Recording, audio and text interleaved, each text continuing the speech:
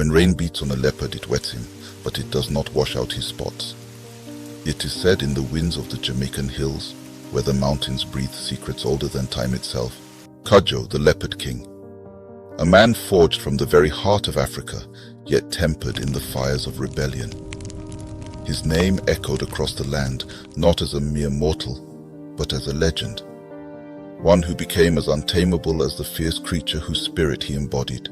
Born of bloodline and hardship, his story is carved into the bones of this island, where freedom was not given but earned, where warriors like shadows fought and bled under the cover of night, whispering the name of their leader, the Leopard King. Cudjoe, born around 1659 in the heart of the Maroon territories, was not just a leader. He was a symbol. Born of the Ashanti, his blood carried the weight of kings and warriors. In the heart of West Africa, the leopard was not just a beast, it was a symbol of royalty and power. Among his people, those who fought for freedom, the leopard spirit was his, stealthy, cunning, and unyielding. And so, the people of Jamaica whispered his name in reverence, calling him the Leopard King, a name that would echo through the mountains for centuries. Cudjoe led the Leopard Maroons, a community of self-liberated Africans who had escaped the horrors of slavery and fought back against the British Empire. But it wasn't just his strength that made him the Leopard King. The guerrilla warfare tactics of the Maroons were as fierce and unpredictable as the leopard itself. They struck swiftly, vanishing into the dense jungle as though they were part of the land itself. Their ability to blend into their surroundings, using the plants as camouflage, mirrored the leopard's own stealth, striking from the shadows, then disappearing before the enemy could retaliate. For decades, the British Empire had sought to crush the spirit of the Maroons. They sent their armies, their finest soldiers, to tame the free, but it was Cudjoe who stood like a stone against the tide. With the strategy of a general and the cunning of the leopard, he led his warriors with a fierce determination, refusing to be subdued. The British may have had more soldiers, but they did not have the spirit of the Maroons.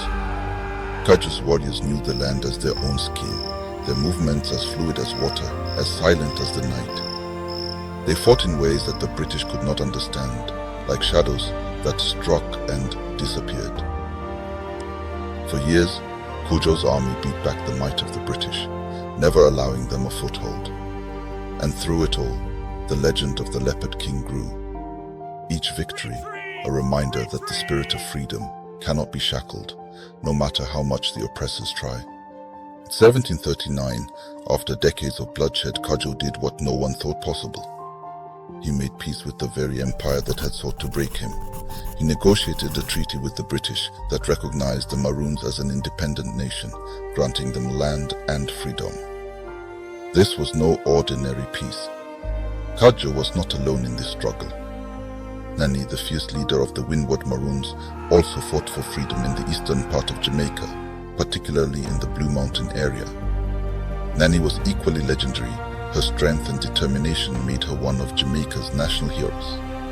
While Cudjoe led in the west, she commanded her own forces, forging a path of resistance that struck fear into the British.